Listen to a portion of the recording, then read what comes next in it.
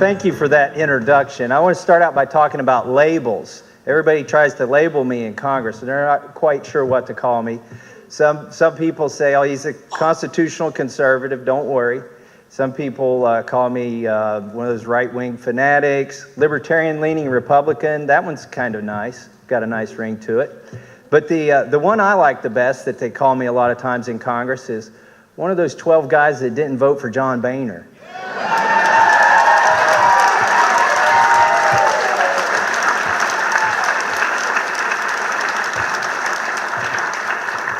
So tonight they've asked me to share a little bit of the inside baseball in Congress, which is a pretty good analogy because Congress is like a t-ball game. I used to coach t-ball. When a kid hits the ball to the outfield, all the kids that aren't playing in the dirt, where do they go? They go running to the outfield. And it's what happens in Congress. When an issue gets in the news, everybody drops what they're doing and they go running after the ball in the outfield. So I'll give you some of the inside baseball, or in the case of Congress, the inside t-ball. First thing I want to tell you is how we vote. Now in the Senate, they do the roll call. You've heard them read off all 100 names. Well, we've got 435 in the House. So we use this, it's an electronic card. And I'd love to cut it open and figure out how to get 2 or 3 votes out of this thing. I'm pretty sure I could do it. But the way it works is you put it in the machine and you press, there's actually 3 buttons. There's yay and nay because the Constitution says you shall register the yays and nays. So they put yay and nay. But the buttons are green and red if you got to Congress and can't read. But the other day, and this has some kind of RFID or some kind of magnetic stripe. The other day I was in a restaurant and I offered to pick up the tab and I handed it to a waitress. And she went and swiped it. She didn't say anything to me. Looked like a fancy credit card to her. And she brings it back and told me it was rejected. And I was devastated. I thought I'd given her my real credit card. And I said, why was it rejected? Did it say anything on your little machine? And she said, she showed me the card. She said, sir, this one's already got $17 trillion on it.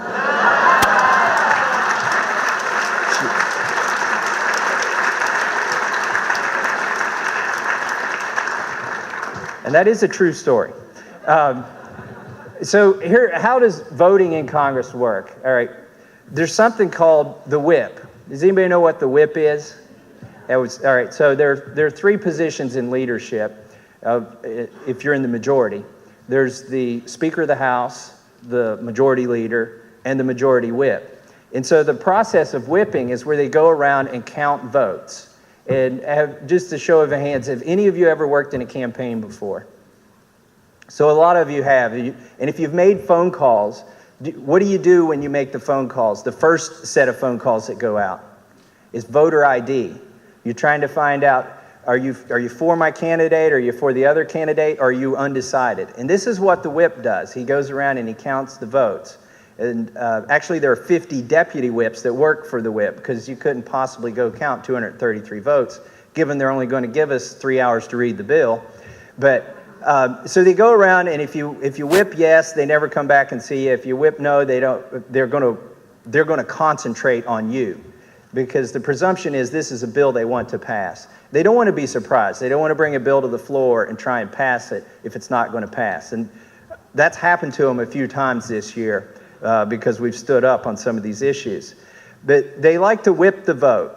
And I want to tell you a few stories about how I've been whipped or when I've been whipped. It sounds like a bad thing. I'm keeping this, the context is Congress. We had this, just last week, they came to me with the food stamp bill. My deputy whip, you've always got the same deputy whip, he came up to me. And my legislative director texted me literally 3 minutes before I got whipped. She said, watch out, they're coming to whip you on the food stamp bill. And I said, has it been written yet? And she said, no, they haven't given us any text. And I said, well, wait till they come and ask me how I'm going to vote. So they came, and this is on the floor. You know, it's really noisy on the floor of the House. There's no assigned seating. It's just like in here tonight. You came and you sat down wherever you wanted. That's the way it is in the House. And then if you notice on C-SPAN, when there are people in the room, none of them are sitting down. They're all going and talking to each other. But my whip came to whip me, and there were 10 people standing there. And he says, well, how are you going to vote on the food stamp bill? And I said, has it been written? He said, no. He said, we got some talking points to show you. And I said, well, I'm not going to whip on this then. And he said, can I put you down as undecided then? And I said, no, you can't put me down for anything. I'm not going to whip on a bill that's not been written. That's ridiculous. So that's an instance of when they whip you. What they're trying to do is get your commitment to be a good team player for something you've not read yet. And then when you read it, you'll be less likely to change your mind if you've already told them that you would vote for it.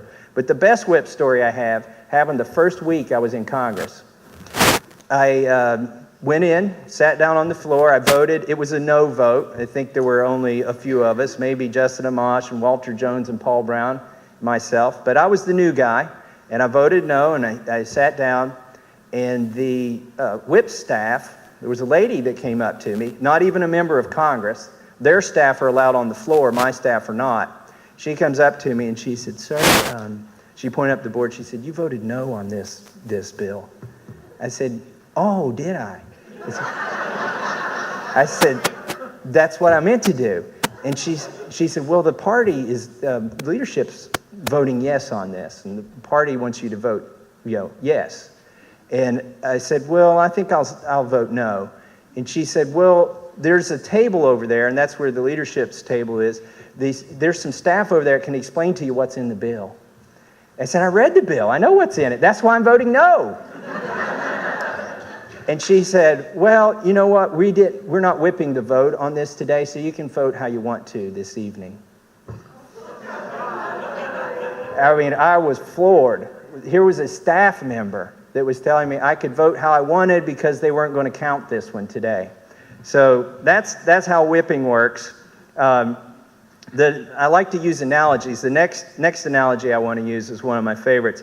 Have any of you seen the Walking Dead series on TV? All right. My kids and I love watching zombie movies, but it's great for understanding Congress, okay? It's like at the beginning of the season, at the beginning of the whole series, there's a lot of people who aren't zombies yet, okay? And that's when these guys come to Congress and they're freshmen, they have the best intentions. They actually believe in what they campaigned on, okay? They still believe what's on their website and printed on their handout cards. But just like TV, each episode, you tune in every week to see who turns into a zombie this week. One of the good guys gets bitten, and that happens in Congress. There'll be like somebody who's good, they came there, they campaigned on all the right issues, and they just get bitten. And there's really nothing you can do for them at that point. There's still your, wait. They're still your friend. I mean, and they're nice, and they still look human. They're not dexterous enough to hit the no button anymore, though, when they vote. And I've always said, you don't know at this point whether to hug them or hit them with a baseball bat. But everybody keeps telling me use the baseball bat. So how can you recognize zombie behavior if they're voting on bills they haven't read? If they walk into the House of Representatives and they look up at the board and they pick their 5 friends and they see how they're voting and then they just press the button. And you go ask them, why did you vote that way? And they're like, I don't know, what are we voting on today? That's a zombie. Or if they always whip yes. They've essentially taken that card and they've now just given it to leadership. I'm with you. Whichever way you say, I'm on Team Red, I got the red shirt now, that's me. And then there are ways that they also influence zombies, and I get into that. If you're assigned to an A committee, and we'll talk about how the committee assignments work later, but the committees are ranked in Congress based on the desire of lobbyists to donate to you once you get on that committee. So in other words, their fundraising potential. So the A committees are Ways and Means, Energy and Commerce, Appropriations. These are the taxes, the regulations, and the money spending. And now, since the bank bailouts, the Finance Committee has become an A committee because all the banks and lending institutions and anything that has to do with money that might get a bailout someday wants to give money to those candidates that are on that committee. So, and I'll get into that a little bit later. Let me talk about some of the votes that we've had. we had a debt limit vote. Do you all remember this? This was January 23rd, and they're trying to break in some of the new guys and gals into the zombie mode. So they didn't want to let them go very long without having to raise the debt ceiling. So they were sworn in on January 3rd, and on January 23rd, most of them still didn't have all their staff hired. They're operating without much staff. The leadership came to us and said, we're not going to raise the debt limit. We know you all campaigned and said you wouldn't raise the debt limit. We're going to suspend the debt limit. So you don't have to vote to raise the debt limit. We'll just suspend it. And they attached a few bright, shiny objects to the bill, too, as enticements to vote for it. For instance, did you hear no budget, no pay? Did anybody hear that tweeted out or on a Facebook? That was the slogan they came up. Guess what? There's still no budget, and we're still getting paid. Even though the law that we wrote says you have to pass a budget in order to get paid. Well, all it did was force the Senate to pass the budget and the House to pass a budget. And of course, the Senate version raises taxes and increases the debt. And the House version's not much better, unfortunately. It takes 10 years to balance if it ever would. But those budgets have never been resolved, and they've never been passed. And that's why we're talking about a CR now. But they attached that bright, shiny object. It resonated back in these freshmen's districts. No budget, no pay. Yeah, I can go back to my town hall. I can sell that. Nice, bright, shiny object. Put that on there, and I'll vote to suspend the debt limit. The other thing was, we're not going to give them a certain amount of money. We're going to set the time on May 19th. We're just going to suspend the debt limit until May 19th. And then we'll have that battle then, because it's too early. You've only been here 20 days. You're not ready for a debt limit battle. We'll suspend it to May 19th. And we said, well, why don't we limit the amount of money instead of setting the date? And they said, well, we have to control the date. We want the battle to happen on May 19th. There was no battle on May 19th. Some of us stood up in conference where there's no media and there's no staff there, and it's not embarrassing to say what you think to the leadership. We said, look, they've got these extra fuel tanks, these reserve measures, extraordinary measures. If we just set the date at May 19th, they'll fill up all the fuel tanks, they'll fill up all the spare tanks, and when we get to May 19th, we won't have the battle. They'll get into probably July, maybe August with those reserves. Guess we're going to be in October. We were told in those meetings, nope, you're wrong. We got this under control May 19th. So anyways, they got a lot of freshmen who said they would never vote for a debt limit increase to vote for a debt limit increase. And that's how they did it. And that's how you start becoming a zombie, when they start convincing you to do these things. The Syria issue, I can tell you, I don't know where they got these polls, but it says that 25% of the public's for getting involved in Syria and 75% is not. Every congressman I've spoken to, and goes for my office as well, there were 99 calls against for every one call we got for getting engaged in Syria.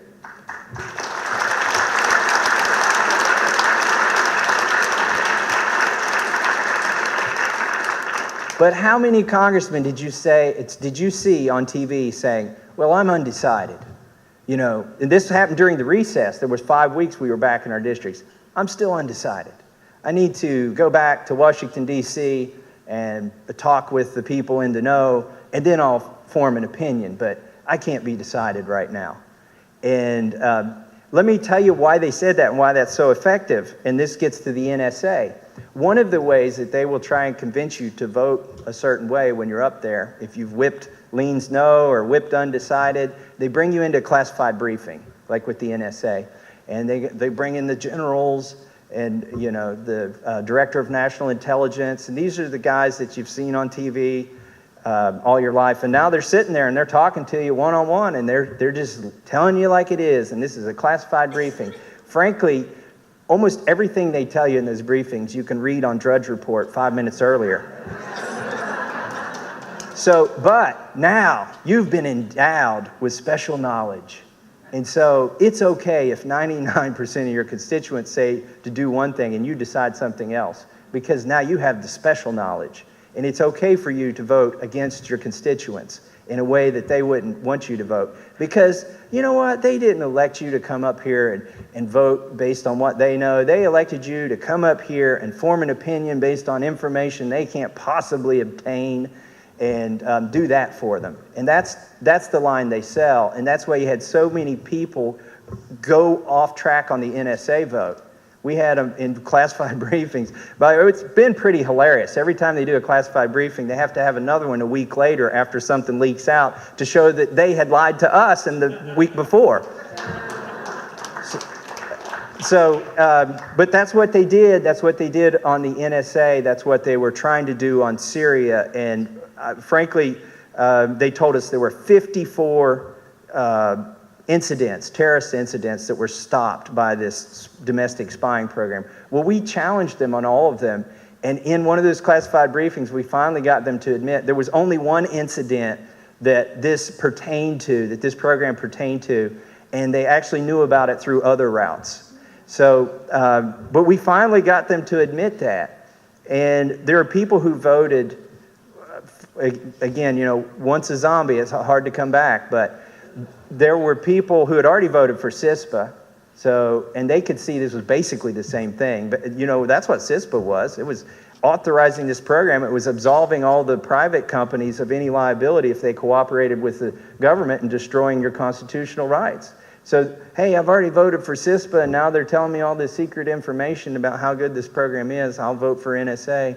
But there are a lot of congressmen now that went back to their districts and got put through the wood chipper at the town halls. It's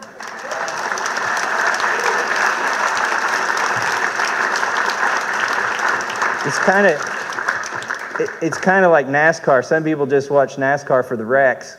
I go on YouTube and watch some of these town halls just for the wrecks. And I'm thinking, gosh, I hope that's not me. But as long as you vote right, you don't have to worry about going to your town halls. If you do what your constituents would have you do.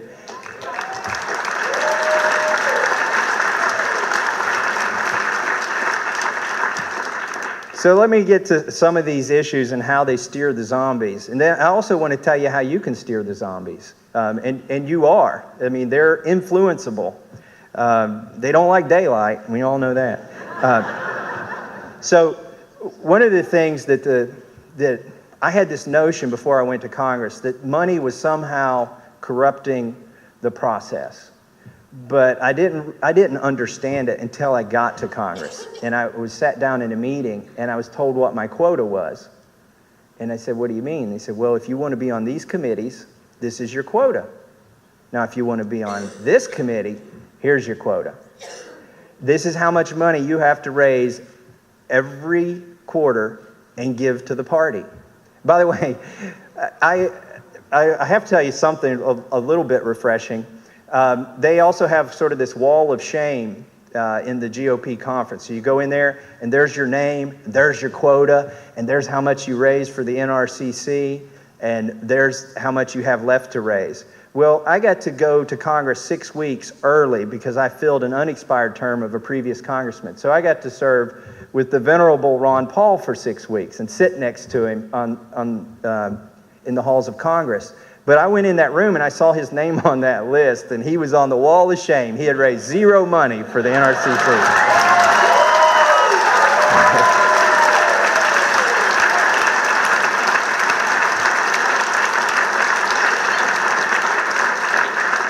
So I thought this might be the wall of fame, in fact. But anyways, you have a quota assigned based on which committee you get on. And so congressmen, they don't actually get rich. I mean, it seems like some senators have. Haven't figured out how they've done it. But congressmen they're not buying yachts and Ferraris and things like that. What are they doing with the money? Well, their reelection is virtually assured. I mean, they've been there, forever. They've been there forever, and they don't have to worry about a reelection. Why are they raising money? Why are they doing it? Now, some of it, of course, they're raising it because they've got a quota because they're on a good committee and they have to raise a lot of money to stay on that good committee. And now maybe you know why some people didn't get to keep their committees. But you have to raise a lot of money to stay on the committee. But money is not what you go buy a yacht with. It's not what you get reelected with. It's how you influence other congressmen, because that's the currency of influence. If you've got enough money in your account to go give 100 other congressmen $2,000 and then $5,000 from your leadership PAC and then $2,000 from the general election, and you can put, $9,000 in their account. It's really, and unless you're just a mean person, it's hard to separate that. You feel ingratiated almost to the person after that. And so when they come and ask you for a favor, they ask you just to consider something, it's really hard to turn them away. And this is, humans are frail individuals, are frail beings. And that's what you have in Congress. There are 435 frail human beings who have all the same emotions and feelings that you have. And that they use all of those emotions to influence you. And so one of the ways they do it is they give you money and you feel indebted to them. They'll come and do a fundraiser for you, or they'll give it to the party. They'll just write a big fat check from their account to the party's account. Now, I'm being tough on my own party because that's what I know, but I can assure you the Democrats do exactly the same thing. And it's a big football game. I think it's probably worse in the House than it is the Senate, because if you're in the minority in the Senate, you have some rights. But if you're in the minority in the House, I guess you just buy your staff an Xbox and tell them to have fun for that Congress. Because none of your bills are really going to get passed. It's hard to get anything done in the minority. That's why there's this big struggle, and that's how the money comes into it, and that's how it's the currency of influence among congressmen. Now, what else influences congressmen? Well, some zombies are just too far gone. You can't help them. But there are outside groups that really have more influence than you know. Like, for instance, Campaign for Liberty is one. Freedom Works is one. Club for Growth is one. Those are the good ones. I'm going downhill a little bit now. No, Heritage is one. Those organizations have influence over congressmen, and there are different kinds of scorecards. Have you ever seen a scorecard and you go on and you see, okay, how did my congressman do on the scorecard? Well, I've got good news and bad news. I've got a 95% score on Freedom Works on their scorecard. Now, that's pretty good, but I think they could do better. They're wrong 5% of the time. And Club for Growth's the same way. Heritage, I've got like an 86, but that's because, and I encourage you, even if you believe the scorecard, go look at what they're scoring, okay? Because they're not always scoring an issue that matters to you or a vote that you would take. Let me give you an example of something that got scored the wrong way. There was a bill on the floor introduced by a really good congressman, Tom McClintock, that would prioritize our payments if we ever hit the debt limit. Now, doesn't that make sense? Like, instead of just Chicken Little, the sky's falling, we're going to default, why don't we pay the interest on the debt? Why don't we pay our Social Security obligations? We could pay the military. We could pay all these things. We have over $2 trillion coming in every year. Just because you can't borrow more money doesn't mean you can't spend the money that's coming in. So his bill would have prioritized spending. This thing was awesome. Justin Amash co-sponsored it. I didn't co-sponsor it yet, but I went back to my district and talked about it on radio shows. We absolutely need to do this. We convinced Club for Growth and Heritage to score this bill, to put it on their scorecard. And we got back, and the day before we voted, we took a look at the bill. They changed every word in it. They took every word that Tom McClintock had put in that bill and substituted it in the Rules Committee with a different bill. It still said prioritization, but it didn't prioritize payments when you hit the debt ceiling. It exempted things from the debt ceiling calculation. So it exempted interest on the debt. It exempted Social Security. And you could do the math. I sat down and spent a few hours doing the math on this. At some point in the future, the debt limit would disappear. If your interest is as big as your annual deficit, if your annual interest payment, and your annual interest payment's not subject to the calculation, then you don't care about the debt limit. And it goes away. It was probably the worst bill that I've ever seen us vote on.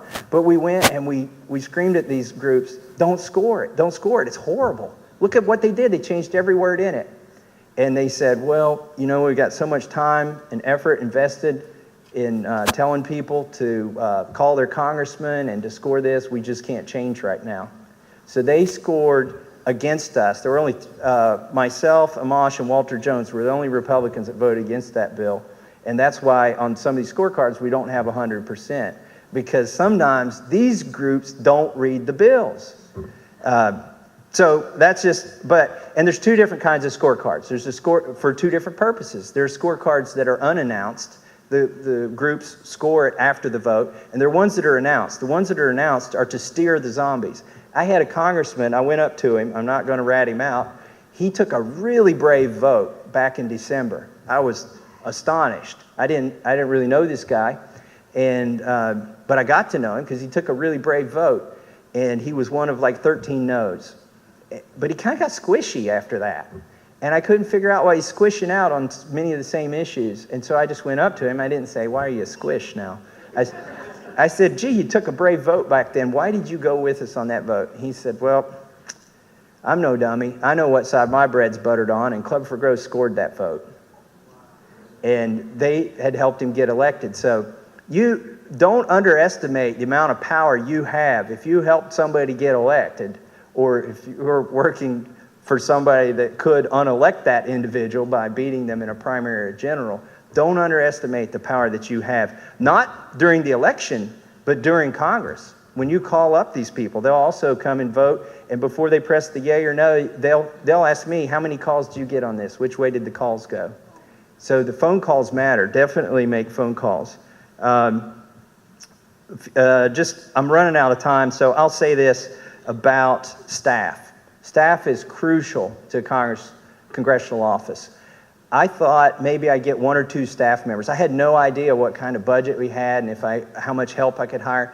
Each congressman has about 16 staff members, and there are nominally 8 in the district back home and 8 in DC.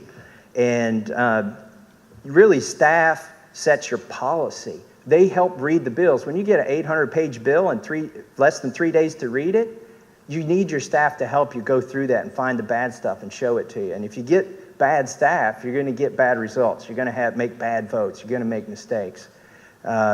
So I was really careful in picking my staff. The other thing you can't do, you can't just pick all of one type of person to be in your staff.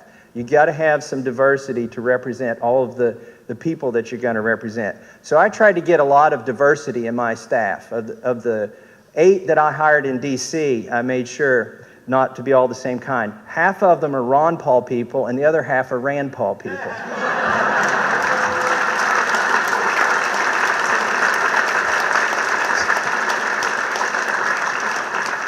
And somewhere in that broad spectrum, I think we probably covered the people in this room. And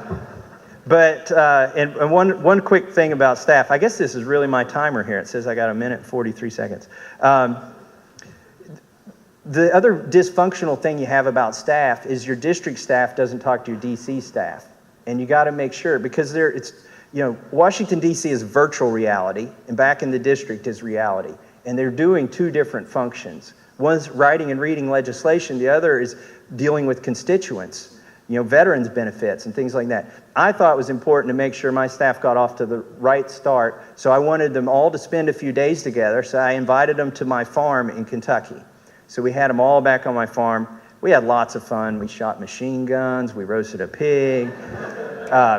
We did some really cool stuff. But where do you put 16 people when you invite them over to your house?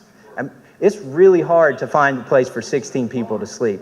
The barn, yeah. It was almost the barn. We put all the guys, we've got a double wide that we put deer hunters in when they come to hunt on our farm. My wife calls it the double lodge because it's like a deer lodge.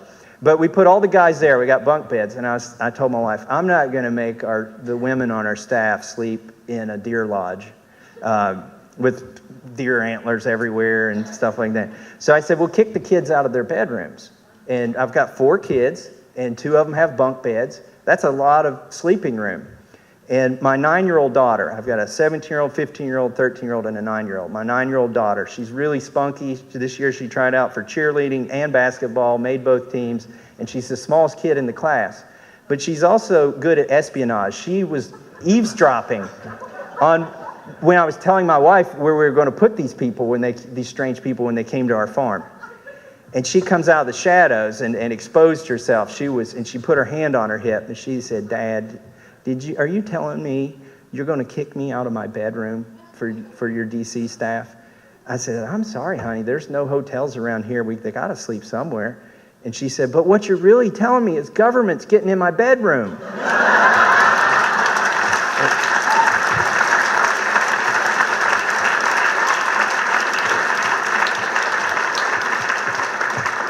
And my wife and I looked at each other and were like, "Oh my gosh, as long as she thinks that's the context for that statement, I'm okay with it." But I see my time has expired. I'd hope to leave time for questions. I don't know if we can take a few. Whoever is the moderator can decide that or not. But I really appreciate your support. A lot of you worked hard to get me elected. A lot of you are sending good candidates to Washington, D.C., getting them elected. We need reinforcements. Yeah, I'll make you a deal. If you send them to Washington, D.C., I'll show them how to outrun the zombies, okay?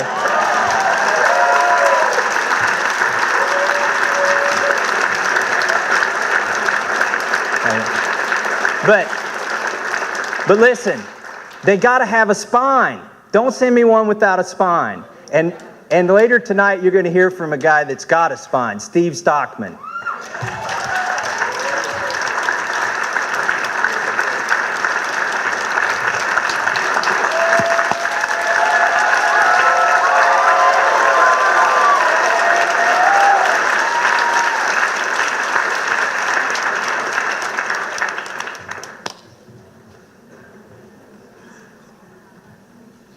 Congressman like Thomas Massie to keep things fun, keep things interesting. So